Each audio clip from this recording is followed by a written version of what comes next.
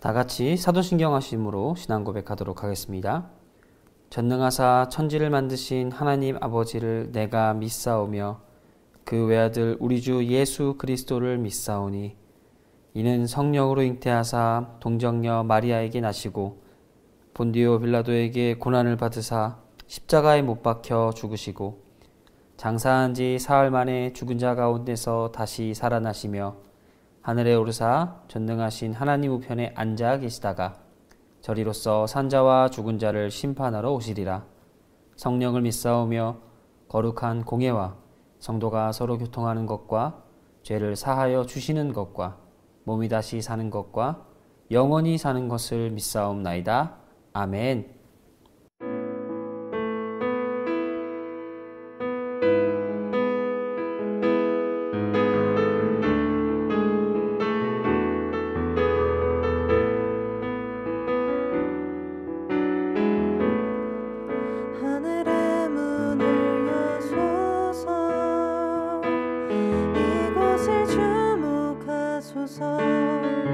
주를 향한 노래가 꺼지지 않으니 하늘을 열고 보소서. 이곳에 임재하소서. 주님을 기다립니다. 기도의 향기가 하늘에 닿으니 주여 임재하여 주소서. 이곳에 오셔서 이곳에 앉으소서. 이곳에서 드리는 예배를 받으소서.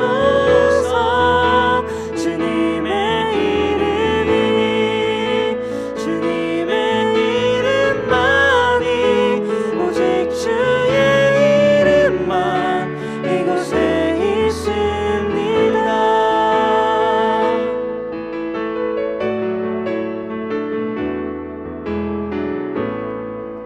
하늘의 문을 여소서.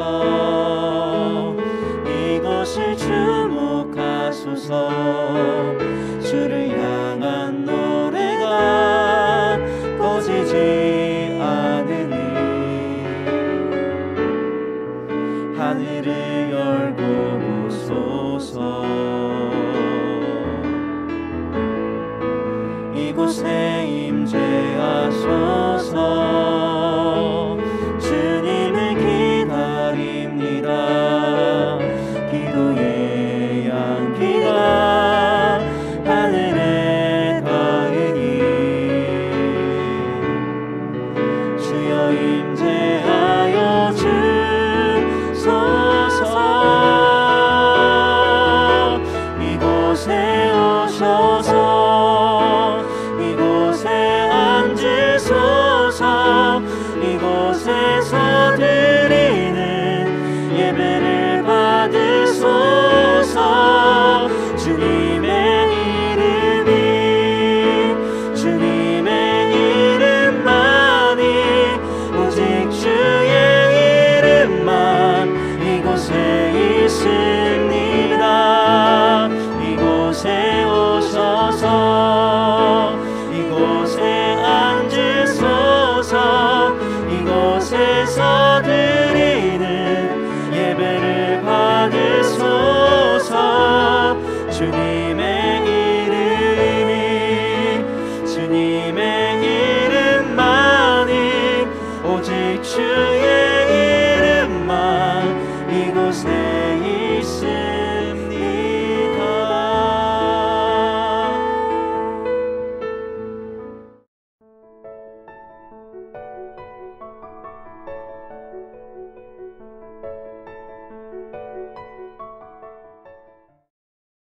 드릴라가 삼손에게 이르되 당신의 마음이 내게 있지 아니하면서 당신이 어찌 나를 사랑한다 하느냐.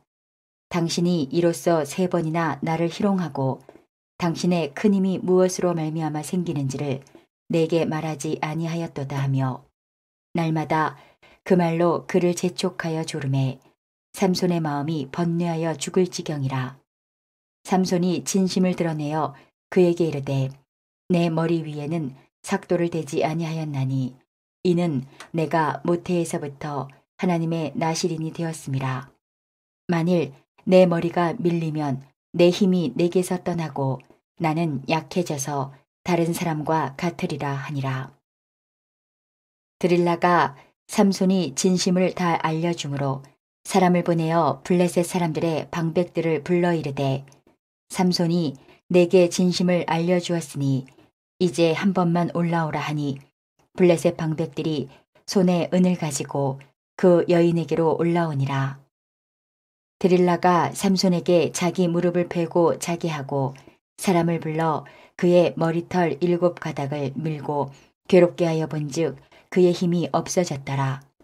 드릴라가 이르되 삼손이여 블레셋 사람이 당신에게 들이닥쳤느니라 하니 삼손이 잠을 깨며 이르기를 내가 전과 같이 나가서 몸을 떨치리라 하였으나 여호와께서 이미 자기를 떠나신 줄을 깨닫지 못하였더라.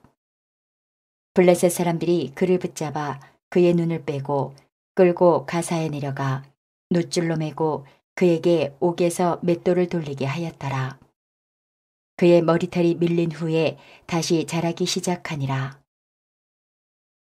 블레셋 사람의 방백들이 이르되 우리의 신이 우리의 원수 삼손을 우리 손에 넘겨주었다 하고 다 모여 그들의 신 다곤에게 큰 제사를 드리고 즐거워하고 백성들도 삼손을 보았으므로 이르되 우리의 땅을 망쳐놓고 우리의 많은 사람을 죽인 원수를 우리의 신이 우리 손에 넘겨주었다 하고 자기들의 신을 찬양하며 그들의 마음이 즐거울 때에 이르되 삼손을 불러다가 우리를 위하여 제주를 부리게 하자 하고 옥에서 삼손을 불러내매 삼손이 그들을 위하여 제주를 부리니라.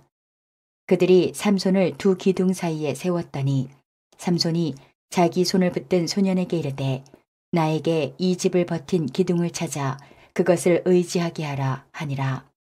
그 집에는 남녀가 가득하니 블레셋 모든 방백들도 거기에 있고 지붕에 있는 남녀도 3,000명가량이라. 다 삼손이 제주 부리는 것을 보더라.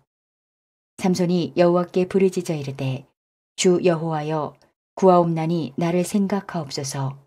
하나님이여 구하옵나니 이번만 나를 강하게 하사 나의 두 눈을 뺀 블레셋 사람에게 원수를 단번에 갚게 하옵소서 하고 삼손이 집을 버틴 두 기둥 가운데 하나는 왼손으로 하나는 오른손으로 껴 의지하고 삼손이 이르되 블레셋 사람과 함께 죽기를 원하노라 하고 힘을 다하여 몸을 굽히매 그 집이 곧 무너져 그 안에 있는 모든 방백들과 온 백성에게 덮이니 삼손이 죽을 때에 죽인 자가 살았을 때에 죽인 자보다 더욱 많았더라. 그의 형제와 아버지의 온 집이 다 내려가서 그의 시체를 가지고 올라가서 소라와 에스다올 사이 그의 아버지 마노아의 장지에 장사하니라. 삼손이 이스라엘의 사사로 20년 동안 지냈더라. 삼손은 결국 유혹을 이기지 못하고 그가 간직하고 있던 비밀을 들릴라에게 말하게 됩니다. 하지만 그 누구라도 유혹을 이겨내기는 쉽지 않았을 것입니다. 삼손을 두둔하자는 것이 아니라 그 죄의 유혹이 얼마나 치밀하고 집요한지를 생각해 보자는 것입니다. 우리의 삶에서 우리를 유혹하는 그 죄의 치밀함과 집요함이 삼손뿐만 아니라 지금 우리도 노리고 있습니다. 들릴라는 삼손이 자신을 사랑한다는 것을 알고 그것들을 이용합니다. 그리고 삼손은 그 죄에 빠져서 허덕이게 되는 것이지요. 그녀의 말 한마디 한마디는 삼손의 마음을 찌르는 바늘이 되어 그를 힘들고 어렵게 만듭니다. 그의 삶에 있어서 삶의 의욕을 잃을 정도로 그를 힘들게 만들었다는 것이지요.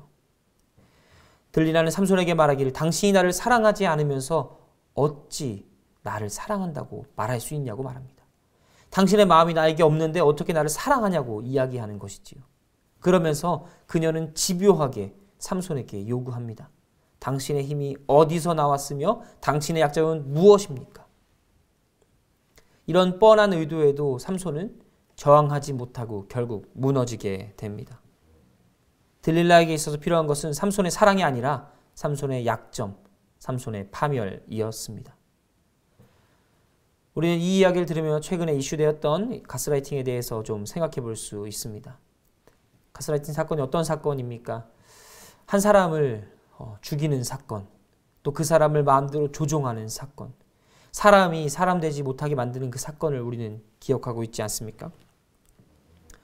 다른 사람의 자존감을 낮추고 또 스스로를 의심하게 만들어서 결국 수동적으로 만들어 그 사람을 조종하는 이 모든 악한 사건들이 지금 이 시대에도 일어나고 있습니다. 뿐만 아니라 수천 년 전에 일어났던 이 삼손이 살았던 사사시대에도 일어났다는 것을 알 수 있습니다. 타인의 마음을 죽여 자신의 마음대로 조종하는 것, 그것이 삼손에게 일어난 사건이었습니다. 성경에서 이런 삼손의 마음을 날마다 그 말로 그를 재촉하여 조름해 삼손의 마음이 범내하여 죽을 지경이라고 이야기합니다. 삼손은 죽을 지경으로 괴로웠습니다. 들릴라의 말 한마디 한마디 매일매일 하는 그 말이 삼손에게는 더 이상 행복이 아니라 들릴라와 함께하는 행복이 아니라 죽을 지경에 이르게 된 것이지요. 하지만 삼손은 그 죄악의 자리를 떠나지 못했습니다. 왜냐하면 그런 죄의 유혹은 치밀하고 집요하고 끝까지 따라오기 때문입니다. 진짜 소중한 것을 잃게 되면 그 사람은 빈 껍데기만 남게 되어 결국 바람에 흩날리는 겨처럼 아무렇지도 않게 여기도 휘둘리고 저기도 휘둘리게 됩니다. 중심을 잡지 못하게 되는 것이지요. 삼손은 들릴라가 정말 소중한 것이라고 생각했지만 진정 삼손에게 중요한 것은 하나님이었다는 것을 그는 깨닫지 못했습니다. 그는 하나님과의 약속을 쉽게 저버렸고 하나님과의 사역을 아무렇지도 않게 생각했으며 그가 받은 사명도 쉽게 생각했습니다. 결국 그는 하나님이 떠나시는 것조차 깨닫지 못하는 존재가 되어버린 것이지요. 삼손이 실패한 원인은 하나님과의 관계에서 틈을 만든 것이었고 그 틈으로 들어온 죄는 결국 삼손과 하나님을 끊어지게 만듭니다. 이 끊어진 관계는 삼손이 깨닫지도 못한 그 사이에 순식간에 일어나 버렸고 결국 삼손은 파멸하게 되는 것이죠. 죄는 끊임없이 우리 안에서 스스로를 자책하게 만듭니다. 이것은 자신감의 문제가 아니라 스스로를 죽이는 일이 된다는 것입니다. 죄는 우리 안에 들어와 하나님과의 모든 관계를 끊으려 지속적이고 끊임없이 집요하게 치밀하게 우리를 흔들어 댑니다. 결국 이 죄에 굴복한 모든 사람들은 하나님과의 관계에서 떠나게 되고 하나님과 끊어지게 되며 이 세상 가운데 하나님을 모르는 사람으로 살게 됩니다. 그의 삶에서 행복과 희망은 없고 오로지 절망과 좌절만 남아있게 됩니다. 죄는 하나님으로부터 우리를 끊어지게 만듭니다. 우리의 삶을 통해서 또 삼손의 삶을 통해서 우리는 죄를 어떻게 대해야 되는지 자세히 살펴볼 수 있습니다. 죄의 무서움도 있지만 때로는 우리가 죄를 어떻게 생각하는지 돌아보기도 해야 한다는 것입니다. 우리는 하나님께서 주신 삶을 너무 안일하게 살고 있습니다. 죄가 우리 삶에 들어와서 우리를 흔드는데도 이 정도는 아무것도 아니지, 괜찮아, 이겨낼 수 있어 라며 자만하며 살아간다는 것입니다. 죄는 가볍게 볼 수 없습니다. 가벼운 것도 아니고 쉬운 것도 아닙니다. 하지만 언제나 우리 주변에 자잘한 죄들이 놓여있기 때문에 우리는 언제나 그것을 이겨낼 수 있을 것이라 착각하고 그 죄들로부터 우리는 언젠가 해방될 수 있을 거라는 자신감에 충만하여 살아간다는 것이죠. 하지만 하나님과의 틈이 벌어진 그때의 죄가 우리에게 들어와 우리의 삶을 점점점 하나님으로부터 멀어지게 만들게 된다는 것입니다. 사랑하는 성도 여러분, 우리는 죄에 대해 민감해야 합니다. 또 죄를 두려워해야 합니다. 왜냐하면 삼손이 그러했듯 우리의 삶도 조금씩 타협하며 하나님과 멀어질 수 있기 때문입니다. 죄는 우리를 하나님으로부터 멀어지게 합니다. 그래서 우리는 그 죄를 얕봐서는 안 됩니다. 죄는 치밀하고 집요합니다.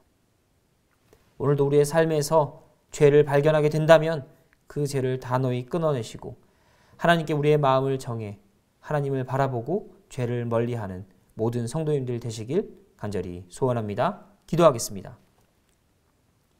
사랑의 하나님 감사합니다. 오늘도 우리에게 죄를 깨닫게 해주심에 감사합니다.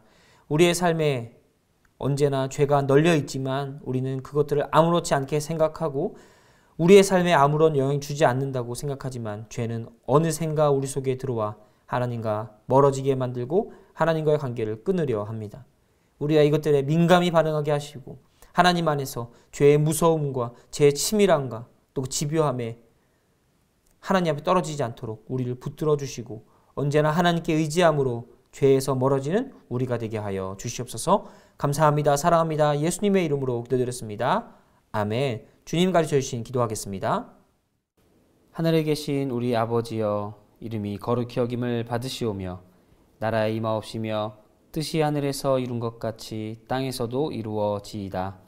오늘날 우리에게 일용할 양식을 주옵시고 우리가 우리에게 죄 지은 자를 사하여 준 것 같이 우리 죄를 사하여 주옵시고 우리를 시험에 들게 하지 마옵시고 다만 악에서 구하옵소서. 대개 나라와 권세와 영광이 아버지께 영원히 있사옵나이다. 아멘.